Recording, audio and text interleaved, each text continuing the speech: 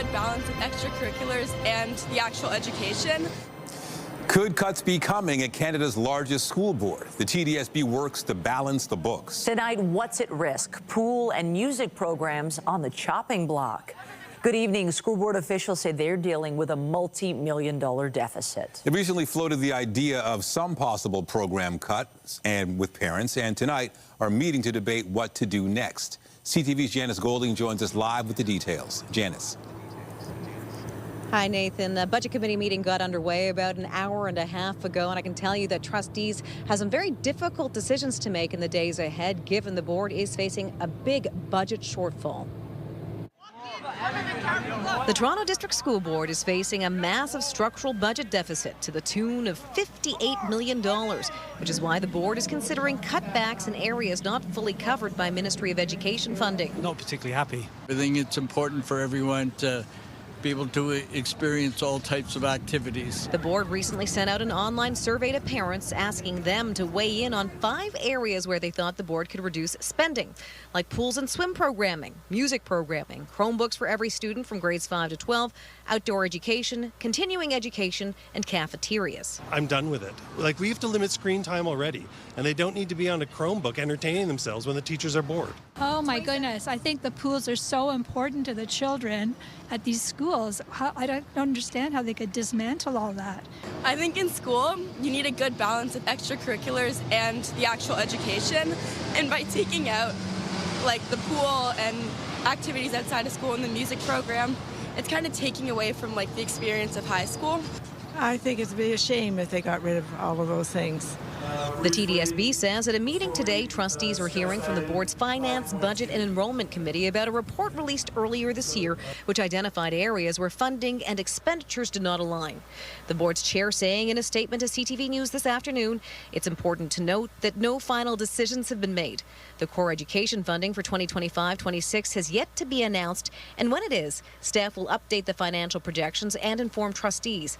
While a number of options have been brought forward for consideration, it will ultimately be up to school trustees to make any final decisions as part of the annual budget process.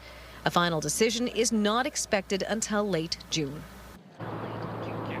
A little more detail on the board's 66 pools. The committee is recommending that more than half, or 35, be shut down, and all 86 aquatic instructors be laid off. Reporting live from Janice Golding, now back to Michelle. Thank you, Janice. Also tonight, a troubling video surfaces of a man who appears to push a shopping cart into a cyclist path. Just ahead, what police have to say about it as we investigate what happened. But first, we turn to a deadly and targeted shooting in Burlington. Police say the victim was eating at a restaurant before being shot and ultimately killed in the parking lot. CTV's Rahim Ladani has the latest on the murder investigation and the hunt for suspects. As diners headed for lunch at this Mandarin in Burlington, many were disheartened to hear a shooting had taken place in the parking lot the night before. This is such a peaceful neighborhood. Burlington's like one of the safest places to live. It's craziness. It's just absolutely nuts, really and truly. It was around 8:30 p.m. when Halton police were called to this plaza in the area of Fairview and Brant Streets. Officers found a man suffering from gunshot wounds. The victim was in his 50s, but his name has not been released. Unfortunately, an adult male was shot and pronounced deceased after traveling to hospital. This black SUV had its back passenger window shattered and was one of around a dozen vehicles that were in the parking lot at the time of the shooting. However, it's this gray, newer model Honda Civic with dark tinted windows and black alloy rims investigators are looking for. They're asking for the public's help to identify the car and those inside of it. We are looking for witnesses. We are looking for dash cam video from the area around the time of the shooting, so we're appealing for that currently. While investigators believe this was a targeted attack, several people were inside the Mandarin when the shooting occurred, and police believe the victim had just finished eating there as well before he was shot. Other people, innocent people, could have been gotten hurt, right? Because this is, look at the vehicles, the number of vehicles out here, people walking around. You don't know what would have happened. So it's pretty brazen. There are several security cameras in this plaza, all of them looking out over the parking lot, and they will certainly be analyzed as Halton police continue to investigate the region's second homicide of the year. Rahim Ladani, CTV News. Still ahead, uprooted trees and downed power lines, assessing the aftermath after last night's intense and powerful storm. Certainly much calmer today, but a noticeable cool down. This bright sunshine continues at this hour as we take a live look outside at Nathan Phillips Square. Looks like a beautiful evening for a stroll or whatever you have planned. Let's bring in Lindsay Morrison with a look at the current conditions. Lindsay. Yeah, what a difference compared to this time yesterday, Michelle, when we were tracking that line of severe thunderstorms. I'll step aside so you can see that all is calm on the satellite and radar. Just starting to get a little bit of an increase in cloud cover and see that wet weather over the state of Michigan. That's headed our way for tomorrow. Winds much calmer as well. They're coming out of the south right now, very light. Temperatures are in the double digits around the Golden Horseshoe, with the exception of those lakeside communities. It is 7 degrees on the Toronto Islands right now, 11 at Pearson Airport, but we did make it to our forecast daytime high of 12. Here's your evening at a glance. Enjoy these final hours of April. We'll talk about what's in store for the early days of May coming up. For now, Nathan, I'll send it over to you. Thank you, Lindsay. It tore through Toronto during our newscast, and last night's storm left a trail of destruction. Uprooted trees, downed hydro lines, and outages. Some residents are still waiting for the power to be restored tonight. CTV's Mike Walker joins us live from Scarborough with the cleanup and the aftermath of what was an intense storm, Mike. It sure was, Michelle and Nathan. As you can see behind me, the cleanup and repairs continuing at this hour. This neighborhood in the Warden and Ellesmere area is one of many pockets across the city where residents are still in the dark. In fact, in this neighborhood, they've been without power for nearly 24 hours now. Large trees uprooted and sent crashing down on power lines and even cars. In Scarborough, large branches pierced the windshield of this minivan. The impact startling neighbors. We heard the tree coming down. Less than 2 minutes for it to fall down. Tuesday's spring storm was quick but intense with powerful wind gusts. Hydro poles snapped like twigs. This viewer video shows a tarp and construction material blowing off the roof of a building near Jane and Steeles. This is the aftermath today. You can see debris scattered everywhere. At its peak, Toronto Hydro says 27,000 customers lost power. By this morning, that number was about 1,400. We're not used to it, but we're just dealing the best we can. Julianne Robichaud has been without power for nearly 24 hours after her neighbor's pine tree toppled power lines. Big gust of wind came up and a big flash of light, and then the power went out. That could have been a lot worse than when the tree went down and hit the cable and stuff like that. No one was around, so that was good. Jack Wilson works from home and was forced to buy a generator. It could be late tonight before his power is restored. Really, we just need enough power to charge our devices and fridge. Near Brimley and Lawrence. And mostly on my cars, the branches. Joe Rosario is assessing the damage after the large pine tree in front of his parents' house was snapped in half and sent crashing down on their cars. I don't know the extent of the damage on the driver's side, but hopefully it's just scratch. He says he was standing in the driveway with his mom minutes before the storm rolled through. 15 minutes later, the sky was dark and you could hear the howling of the wind and then a big boom. When I checked the window, boom, it's so dark and it's the tree. Most of the power was restored across the city by this afternoon as hydro crews continue to work around the clock. And the latest information from Toronto Hydro is that less than 400 customers in the city are still without power. They tell us they expect to have power restored for most of those customers sometime this evening or overnight. Reporting live, I'm Mike Walker. Nathan, back to you. Thank you, Mike. The office of Hamilton Mayor Andrew Horwath says she was hurt in a fall as that intense weather hit southern Ontario yesterday. Officials say it happened on the stairs outside City Hall during extremely windy conditions. The mayor has had surgery for a broken wrist and is being assessed for an elbow fracture and leg injury. Horwath is set to rest and recover at home for the rest of the week. In a statement, her office said it's grateful for the outpouring of concern and well wishes from the community. Cyclists say it's just the latest example of the unnecessary dangers they face in this city. An alarming video has surfaced of a shopping cart that appears to be thrown in the path of someone on a bike. As CTV's Scott Lightfoot reports, police are investigating. The bike lanes along the Danforth are a popular route for cyclists. This morning, some passed by this shopping cart unaware that just a day earlier it had been used as a weapon against one of their own. It's heartbreaking to see stuff like this. This is such a random act of violence perpetrated against, someone riding a bicycle. It really should give everybody pause. Toronto police are now investigating the incident that happened just before 10 Tuesday morning on the north side of Danforth, just west of Monarch Park. Security video from a business on the street shows a man pushing a shopping cart along the sidewalk as he walks east before he appears to forcibly slam it into a food delivery courier going west in the bike lane. I was upset, but not surprised. Unfortunately, this area has had a couple incidents. I've had someone throw a brick through my office window twice. Holly Liddell has installed multiple cameras outside of her office due to a number of incidents in the area. One camera caught this incident, the other a clear view of the man walking away. You can see a clearer image of him, backpack, shoes, what he was wearing. I got a sense that maybe it was someone who is a regular in the neighborhood and perhaps someone does know him. The cyclist was taken to hospital with unknown injuries. Police are still trying to identify the man who appears to have pushed the cart into his path. These events are increasingly more common.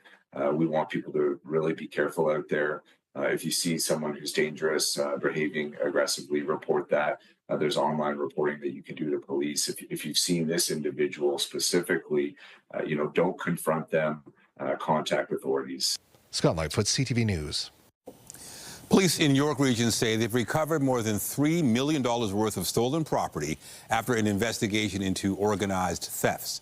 Investigators dubbed this case Project Stealin' Spirits. It was launched back in December with a focus on curbing thefts of high-end construction tools. Police say wholesalers and commercial businesses have been targeted across York Region and the GTA. Officers executed a number of search warrants at a Toronto home and several storage lockers and found this trove of stolen goods. 6 suspects have been charged. Police say the investigation is still ongoing.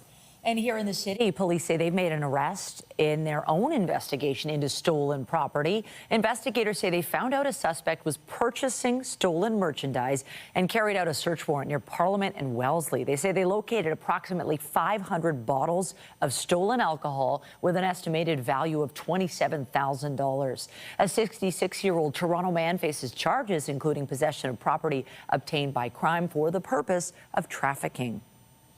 There were some strong words today about the justice system coming from Ontario's premier. Doug Ford lashing out at judges he claims are blocking the province's agenda. As CTV's Queen's Park Bureau Chief Siobhan Morris reports, his remarks are getting plenty of reaction tonight.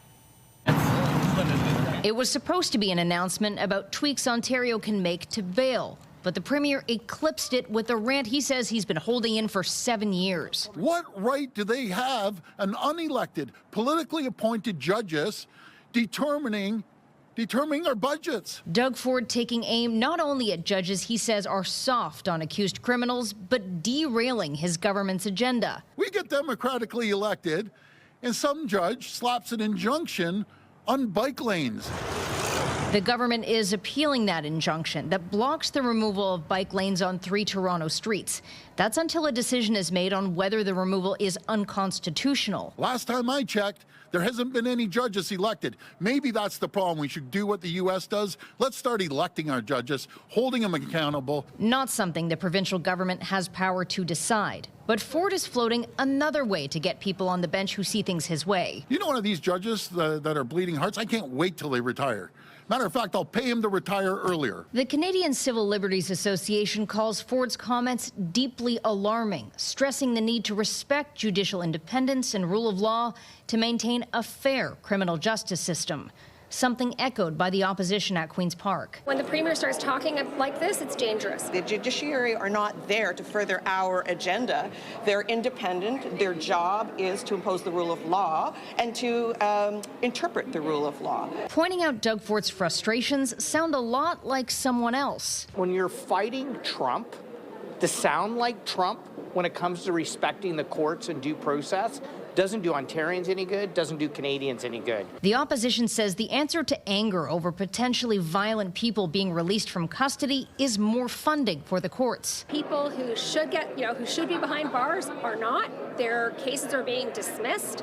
and people who are innocent are stuck behind bars and not getting their day in court. The government's introducing legislation Thursday. It includes measures to hire more judges, to work through a case backlog, and to speed up the appointment process. At Queen's Park, Siobhan Morris, CTV News. A report released today suggests the province is considering shortening the length of teachers' college to address a growing shortage of educators. The Canadian Press filed a Freedom of Information request to the Ministry of Education. One file highlighted a finding that longer training programs don't make for better teachers, but it said in-class experience and practicums does help teachers feel better prepared and leads to longer retention rates. In 2015, the then Liberal government doubled the length of teachers' college from 1 to 2 years. A spokesperson for Education Minister Paul Calandra says he's asked the ministry to report back on the best way forward to ensure student success. And the province's Financial Accountability Office says the trade war with the U.S. will lead to a modest recession in the province this year. The FAO report says if tariffs remain in place, Ontario's growth would slow to 0.6% this year. That's less than half of the 0.7% growth expected if there were no tariffs. It estimates tariffs will result in 68,000 fewer jobs in the province this year and 119,000 fewer next year. Those forecasts for Ontario come as experts warn the whole country is heading towards a recession. CTV's Heather Wright has a look at the numbers, the reasons behind them, and what all of this means going forward. Canada's economy shrank in February, with more economic headwinds in the future, according to Deloitte, which predicts a recession later this year. All in all, conditions are pretty soggy at the moment. I think we need some clarity on what our relationship with the U.S. is actually going to be. According to Statistics Canada, gross domestic product decreased by 0.2% in February, with 12 of the country's 20 industrial sectors posting declines. Experts say supply chain disruptions from the severe February storm in eastern Canada also contributed to the slowdown. And while these soft numbers are not directly tied to Donald Trump's trade war, which didn't begin in earnest until March, manufacturing did see an increase in February, which could be due to efforts by companies to get products shipped before tariffs went into effect. You're seeing an increase in economic activity due to the fact that people are trying to get their orders in advance. In the United States, markets opened sharply lower this morning on news the world's largest economy shrank in the first quarter. And the impact of a sluggish American economy is expected to trickle north, compounding challenges to Canada's economic growth that existed before the trade war began. The Canadian economy is not growing in any meaningful, substantial, sustainable way. That's something that this new government has to address very quickly, and it goes beyond just tariffs. Economists are predicting a slight bump to the GDP numbers from March, but will be watching the second and third quarters closely, as that's when they expect to see the impact of tariffs come through. Heather Wright, CTV News, Toronto.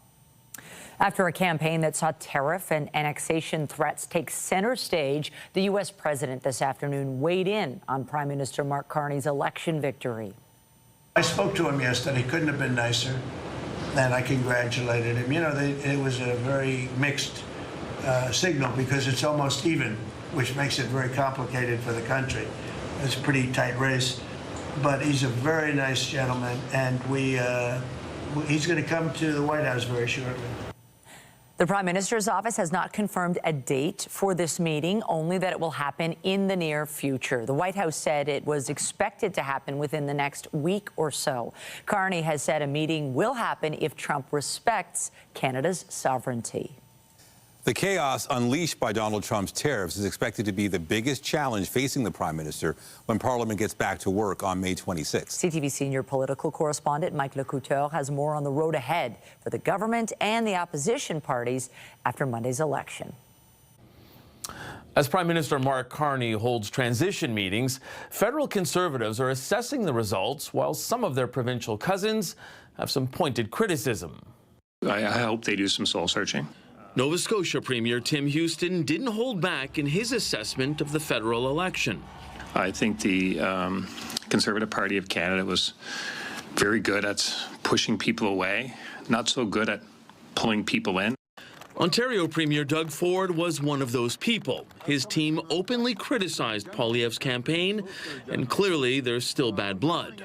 Last time I checked, Pierre Poilievre never came out in our election. Matter of fact, him or one of his lieutenants told every one of his members, don't you dare go out and help the PCs. Isn't that ironic? But anyways, I'm not going to dig deep into this. A federal Conservative campaign source tells CTV News that despite losing his seat, Pierre Poilievre is making calls to the grassroots of the party to get their feedback. One defeated Conservative MP who once falsely claimed the cost of living was driving parents to traffic their kids posted a message online calling for her party to be a more moderate opposition. To hold them accountable, but find that sweet spot where we are not so extreme, you know. Without a seat in the House of Commons, Poilievre could have one of his MP-elects step down and give up their riding so he can run in a by-election. And then the Prime Minister has up to 6 months to actually call that by-election. So do the math. We're looking, at the end of 2025 before that by-election is probably even called. With Jagmeet Singh losing his seat, the NDP must also choose an interim leader, and a party source says caucus could start that process next week. Now, after failing to win more seats, Green Party co-leader Jonathan Pedneau announced he is stepping down, leaving Elizabeth May as the party's sole leader and only MP. Mike Lecouteur, CTV News, Ottawa. Commemorations were held across Israel today for that country's Memorial Day.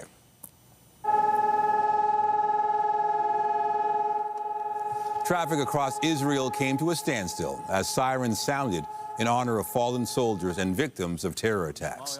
Israeli Prime Minister Benjamin Netanyahu attended a ceremony at a military cemetery in Jerusalem.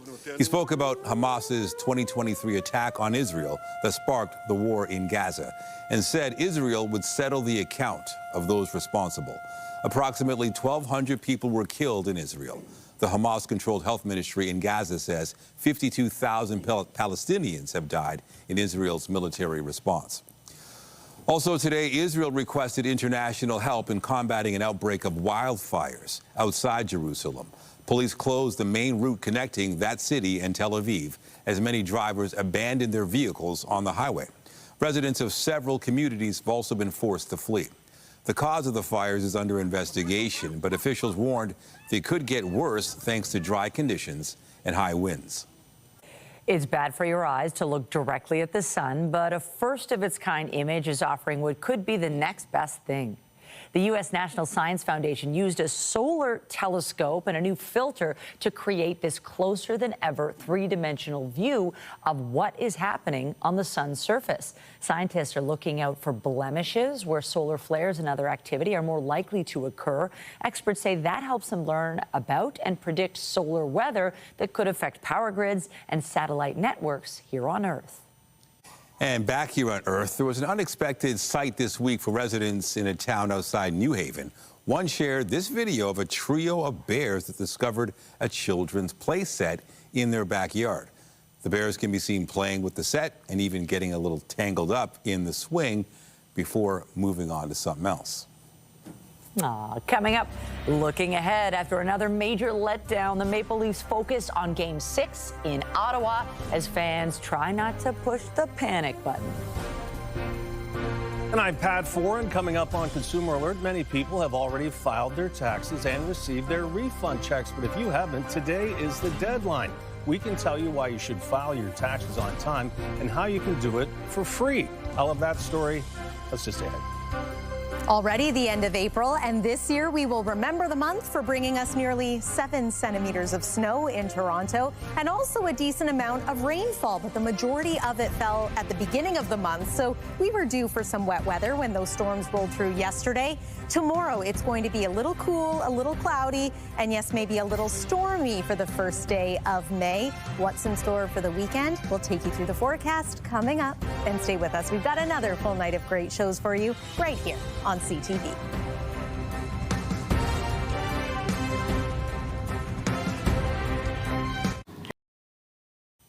For most Canadians, today is the final day to file your taxes if you want to avoid late penalties and interest on any amounts owing. About 20 million tax returns will be filed to the Canada Revenue Agency, and if you haven't filed yours yet, there are good reasons to try to get it done.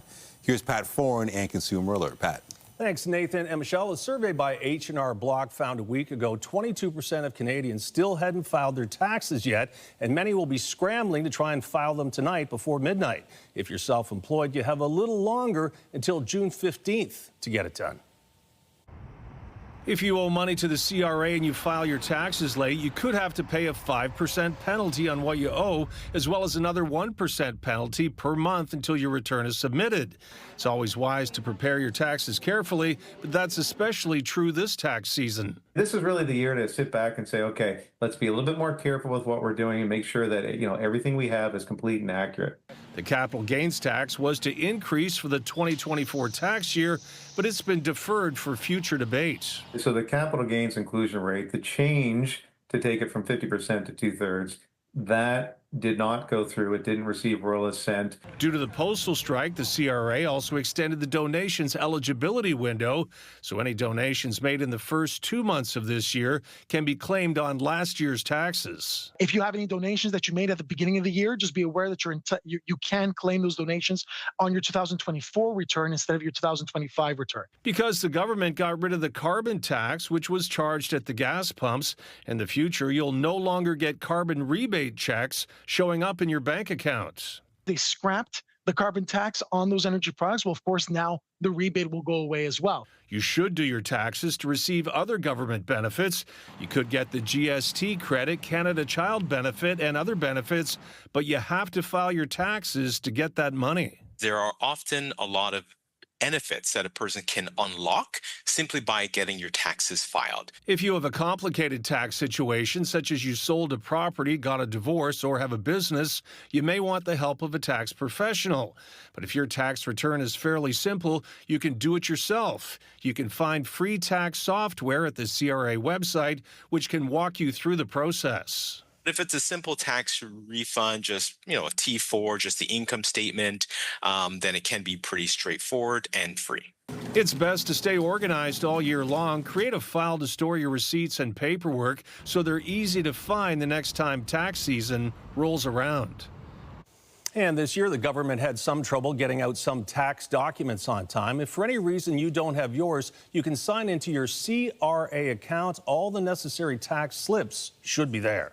On your side, I'm Pat Foran. If you have a consumer story idea, email us at alert@ctv.ca. Yesterday, we told you about visitors stopping by High Park to get a glimpse of the cherry blossoms. And today, we learned some exciting news about the annual spring attraction. The City of Toronto says the flowers will reach peak bloom later this week. That determination was made based on the rising temperature.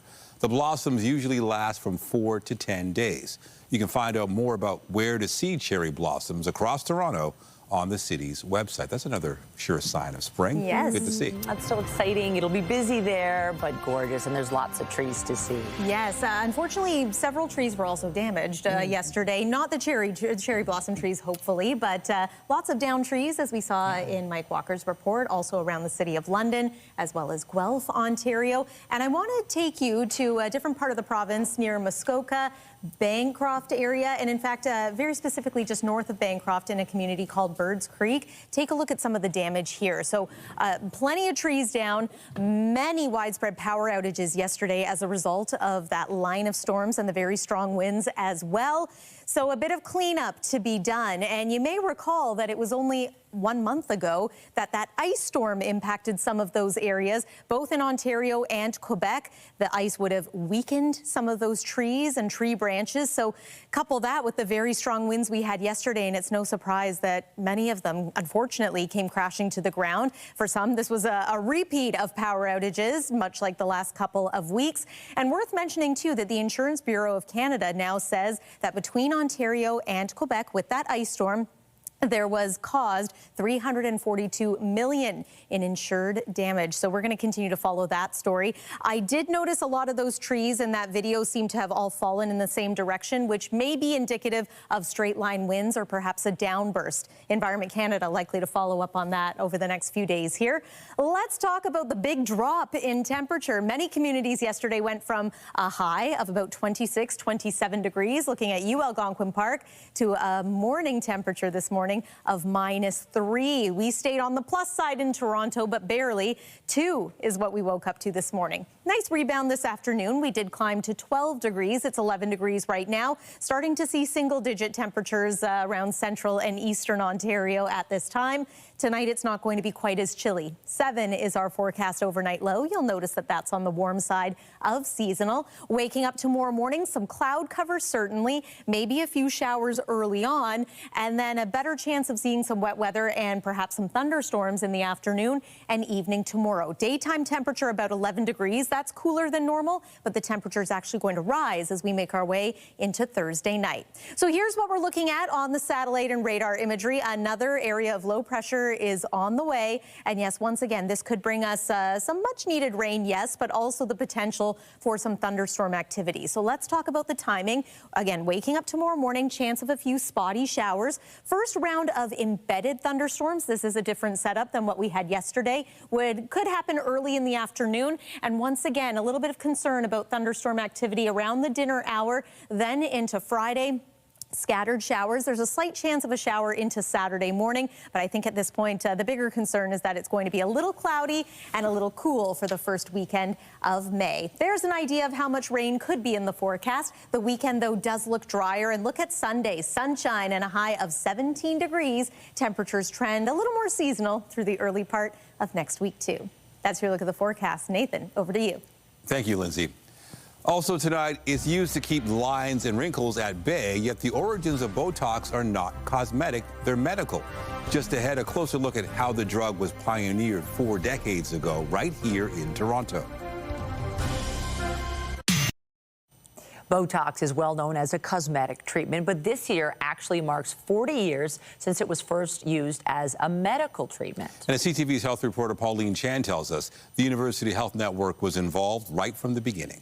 Botox. It's a delicate procedure Dr. Stephen Kraft has done some 18,000 times over the past 40 years. So the muscles that go into spasm are the brows and this ring of muscle around the eye. He was the pioneer who first used the botulinum toxin at the University Health Network to treat patients with eye conditions. Judge Peter Douglas suffers from the same condition as that first patient, blepharospasm. It involved a lot of hypersensitivity to light initially. I would sort of cringe when I saw lights like these, and then it seemed to expand to my eyelids wanting to be closed all the time, and which is difficult if you're trying to drive a car, for example. It can be quite disabling, and in the 1980s we found that we could use this drug to relax the muscles that were going into spasm and allow these people days where their eyes were open and they could carry on with their daily activities. Botulinum is derived from a bacterium. In fact, a single batch was the source for all medical procedures around the world for 25 years. The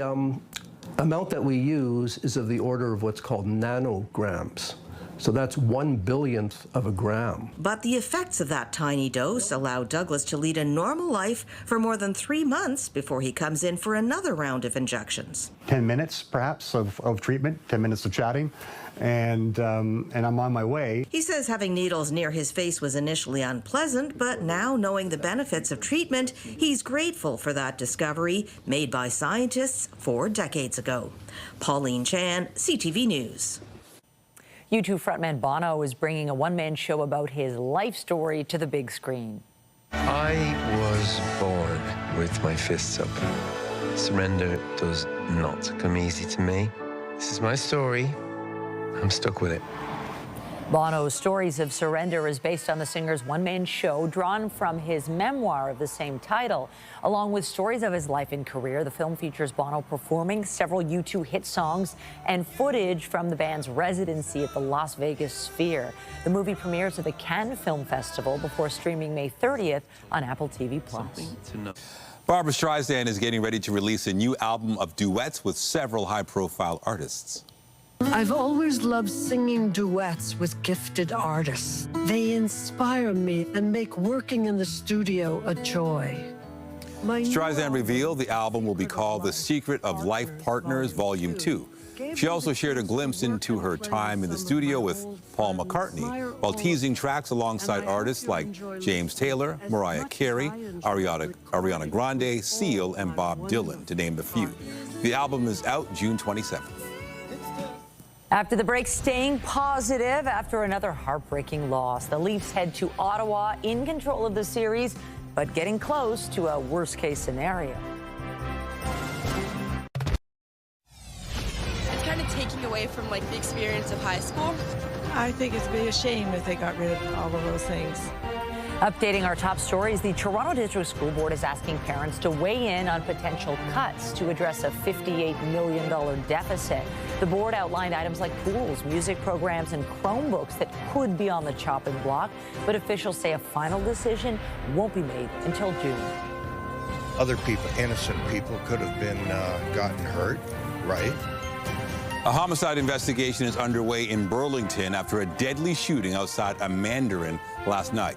Emergency crews were called to the plaza near Fairview and Brant and found a man in his 50s with gunshot wounds. He didn't survive. Police say this was likely a targeted shooting, and they're looking for a gray Honda Civic in connection with the case. This is such a random act of violence perpetrated against someone riding a bicycle. And cycling advocates are speaking out after an incident caught on camera in the East End yesterday morning. Security footage shows a man appearing to slam a shopping cart into a food delivery courier in the bike lane. The cyclist suffered unknown injuries. Police say they're still trying to identify the man who pushed that cart.